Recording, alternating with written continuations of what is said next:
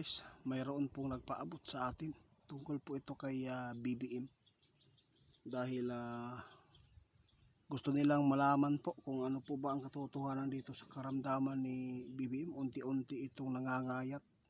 May nagpaabot sa atin, stage 4 cancer yung intestine, kaya subukan natin itanong sa ating kaibigan dahil napakarami ngayon ang nababahala dahil sa mga post. Kaibigan, gusto ko pong malaman po sa inyo, may nagpaabot sa atin tungkol po ito kay BBM. Di ba may sinabi ka po noon na hinulaan po ninyo na may sakit na darating sa kanya sa 2026, na ito po ay haharapin po niya na pinakamalaking dagok sa buhay niya. Na guys, alam po ninyo, hinulaan ni kaibigan. Ngayon nagbabala si kaibigan na kahit po ay hindi na yan ipapaabot daw ng ating kaibigan, makikita po ninyo ang postura, ang katawan po niya. Kaya sa lahat po ng makapanood, wag lang po tayong mag-alala mga idol, dahil may pira naman yun, no? Pwede naman niyang maagapan po ang kanyang sarili dyan dahil sa pira nila, di ba kaibigan? Na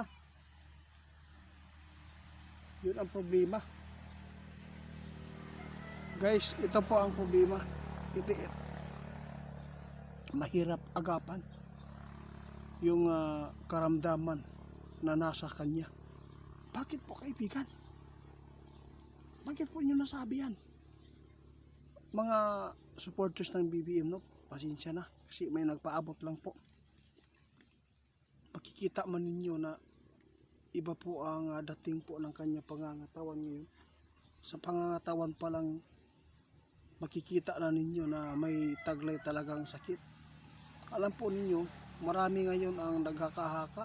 May nagpaabot pa sa ating kaibigan, sabi po nila si BBM daw ay wala na, patay na ba daw.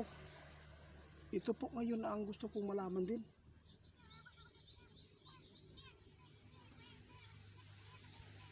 Pero ito po ang ipinapaabot sa amin.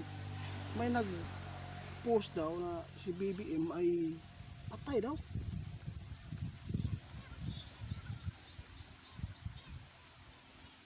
Guys, hindi lang po tayo agad maniniwala sa mga post, ha? Kasi kadalasan po ngayon sa social media, puro na lang kasinungalingan, fake news, para lang kumita at makapag-views at makapag-viral ng mga video. Tandaan po ninyo, mahirap po talaga kung yun po ang ating paniwalaan agad sa mga fake news. Dahil si kaibigan mismo nagpaabot, huwag po daw tayo agad maniniwala. Kung naibalita po yan sa malalaking network tulad po ng GMA, yun, ABS-CBN, SMNI, ito ang totoo, sila binili nyo. Sabi ng ating kaibigan, kailangan maipagdasal po ninyo yan. Kasi kapag hindi yan maagapan, talagang hindi aabutin po ng 2028 kung hindi maagapan po ng doktor, no? Yung si kaibigan, delikado talaga ang nakita ng ating kaibigan din sa kalagayan ni BBM ngayon. Dahil sa sakit talaga, kahit hindi pa nila aminin dahil po sa daming mga tao na kalaban o hindi nagkakagusto sa pamumuno. Sa bagay, wala tayong magawa kung yun po ang mangyari. Natakot si kaibigan, mga idol, na baka hindi matapos ang kanyang pamumuno dito sa Pilipinas, magkakasakit, tapos hindi na makakagalaw. Yun po ang ating panalangin para baka may mga tao dito na gusto pang matapos ang pamumuno ni BBM dito mga idol, kasi napakarami ngayon ang mga nagpaabot. Grabe, no? Presidente po yan, respetuhin po ninyo mga idol.